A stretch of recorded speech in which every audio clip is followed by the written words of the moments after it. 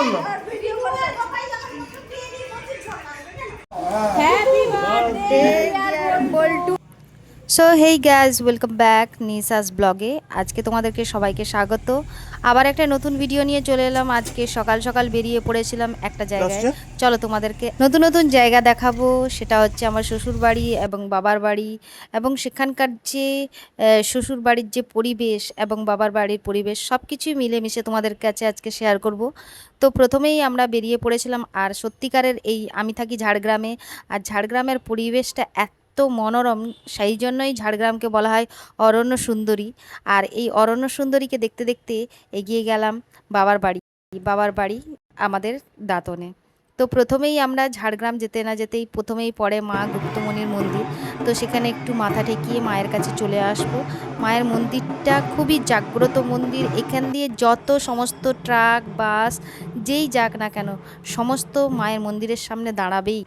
মায়ের প্রতি ভক্তদের ভক্তি আর সত্যি জাগ্রত বলে সবাই একটুকু ভয় হলেও দাঁড়ায়। তো আমরা মন্দির ঘুরে বেরিয়ে পড়ছি, আর বেরিয়ে পড়ার পরেই প্রকৃতিটা খুবই শান্ত আর নিরিবিলি ছিল, ঠান্ডা ওয়েদার ছিল। তারপর যেতে না যেতেই দেখি রাস্তা ব্রিজ ভেঙে পড়ে গেছে। মানে কিভাবে কনস্ট্রাকশনের কাজ হয় যে ব্রিজ ভেঙে পড়ে যাচ্ছে। একটু এগোতে না এগোতেই খুব খিদে পেয়ে গেল। তারপরে একটা সামনেই দোকান ছিল, মকরামপুর জায়গাটার নাম, আর ওখানে খুব সুন্দর স্পেশাল চা হয়। এই দোকানটায় আমরা বারবার আসি এবং এখানে চা খেয়ে যাই। তারপরেই আমরা পৌঁছে গেলাম দাঁতনে। আর দাঁতনে পৌঁছতে না পৌঁছতেই বলে না বাবার বাড়ির আদর আর আপনতা একটা নিজেকে কেমন মনটা কেমন করে। তো এই যে মন্দিরটা দেখতে পাচ্ছ, এই মন্দিরে আমরা ছোটোবেলায় পুজো দিতে আসতাম। আর এটা হচ্ছে আমার স্কুল। আমি এই স্কুলে পড়াশোনা করেছি। মাঝে মাঝে মনে হয় যে বাবার বাড়িতে আসলে যে গর্ব অনুভূত হয় যে আমি এই স্কুলটাতে পড়েছি। তারপর পৌঁছে গেছি বোনের বাড়ি। আজকে ছিল বোনের বাড়িতে পুজো। তার সাথেও আরও একটা জিনিস আছে, তোমরা শেষ অবধি দেখো, দেখলেই বুঝতে পারবে। তো বোন বেরিয়ে পড়েছে পুজোর জন্য। আর পুজোতে যে মন্দিরে বা ঘাটে যেতে হবে, সেই ঘাটের কাজকর্ম যেটা ঘট উত্তোলন হয় সেটা তো হবেই। সেটার জন্য বোনরা সবাই মিলে, আমিও চলে এসেছি। আর এখানে এসে পুজো শুরু হয়ে গেছে, যেটা মা মনসা ঠাকুরের পুজো চলছে।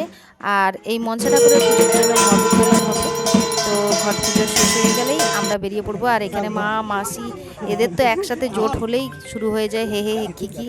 যাই হোক, পুজো শেষ, বোন এবারে রাস্তা ঝাঁটিয়ে ঝাঁটিয়ে যাচ্ছে, যেটা নিয়ম, যেখানকার যেরকম নিয়ম যে রাস্তা ঝাঁটিয়ে ঝাঁটিয়ে যেতে হয়। তো বোন এখানে রাস্তা ঝাঁটিয়ে ঝাঁটিয়ে যাচ্ছে। তারপর ফাইনালি আমরা পৌঁছে গেলাম বাড়িতে। খুব গরম লাগছিল, কারণ গরমকাল আর গরম তো লাগবেই। তারপর দেখি বোন এখানে পুজোতে বসে গেছে। সকাল থেকে উপোস ছিল এবং এখন বাজে 2-2:30, আর এই টাইমেও তার পুজো চলছে।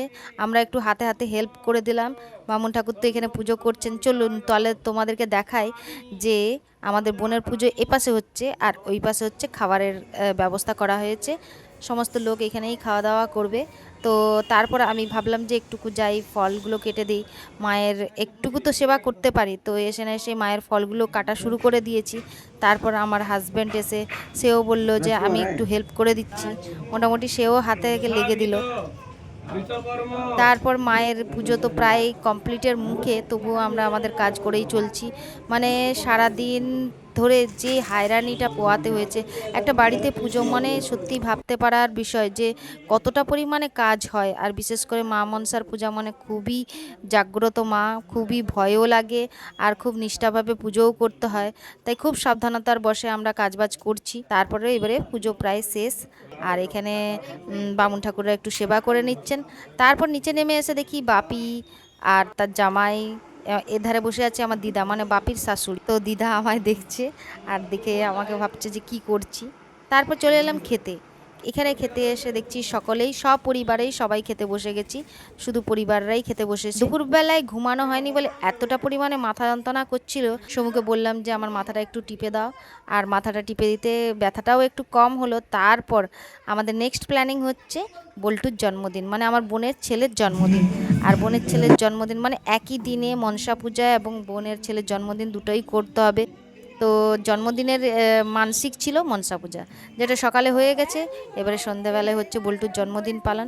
তো বোন আর এরা তো জন্মদিন পালন করছে, আমরা সাইডে দাঁড়িয়ে আছি, হ্যাপি বার্থডে বল্টু বলছি। আর এধারে শালি জামাইবাবু শুরু করে দিয়েছে নাচ করা। ওদের নাচ দেখেই সত্যি মন মেজাজ ভালো হয়ে যায়। বোনের খুব এনার্জি, সকাল থেকে এত খাটার পরেও সে জামাইবাবুর সাথে এত নাচ করার যে এনার্জি পায় কোথার থেকে, আমি সেটা দেখেই অবাক। ভিডিওটি ভালো লাগলে অবশ্যই চ্যানেলটিকে সাবস্ক্রাইব করে দেবে। আর তোমাদের একটাই সাপোর্ট আমার প্রচুর কাজে লাগবে, তো অবশ্যই আমাকে সাপোর্ট করো এবং আমাকে সাবস্ক্রাইব করো।